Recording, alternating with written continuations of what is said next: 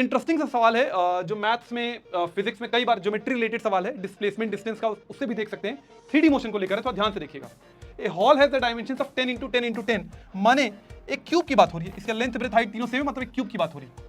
A fly starting at one corner and से diametrically opposite, यहां एक कीवर्ड है diametrically opposite corner, the magnitude of its displacement is nearly, आपको ये बताना है। तो क्यूब है चूंकि, तो पहले चलिए क्यूब बना लेते हैं। मेरी राइटिंग के लिए थोड़ा सा मुझे माफ करिएगा, मैं बहुत सुंदर नहीं बना पाता हूं, कोशिश कर रहा हूं जितना सुंदर हो सकता है मैक्सिमम। ये क्यूब हो गया। अब डायमेट्रिकली ऑपोजिट पॉइंट्स पर ध्यान दीजिएगा।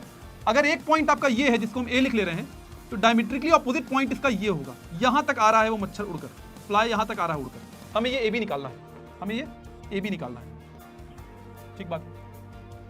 और एक साइड आपको पता है, इसको मैं कुछ एसी लिख लूं, ये तो एज लेंथ हो जाएगी क्यूब की, तो ये तो आपका ए हो जाएगा, जिसको मैं ए लिख रहा हूं, एसी। और अगर इस लाइन को भी जोड़ दें, इस लाइन को जोड़ दें अगर हम, विच इज दिस बीसी, तो इसमें ये एंगल आपको थोड़ा पता होना चाहिए, ये एंगल 90 डिग्री हो जाता है, ये एंगल इसमें 90 डिग्री हो जाता है। इसे बोलते हैं बॉडी डायगोनल। क्या बोलते हैं? Body diagonal. बेसिकली हमें बॉडी डायगोनल की वैल्यू निकालनी है। और ये आपका जो होता है, इसे बोलते हैं फेस डायगोनल। अब अगर आप ध्यान से देखिए, किसे? इस ट्रायंगल को। अच्छा, एक और ट्रायंगल यहां बन सकता है, आप इस ट्रायंगल को देखिए,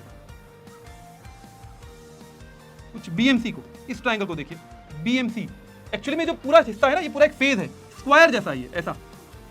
और बीएम, और ये एंगल यहां 90 है, यहां पाइथागोरस थ्योरम लग सकता है। ये आपका, ये भी ए है, ये भी ए है, जो क्यूब की एज लेंथ मैंने ए मान रखी है। ये आपका ए है, ये आपका ए है, ये आपका एम है, ये आपका सी है, ये बी है। तो बीएमसी में आप लिख सकते हो BC square is equal to a square plus a square का root, which will be root 2a square, जो कि फाइनली हो जाएगा रूट 2a। रूट 2a मतलब बीसी की लेंथ कितनी हो गई? Root 2a।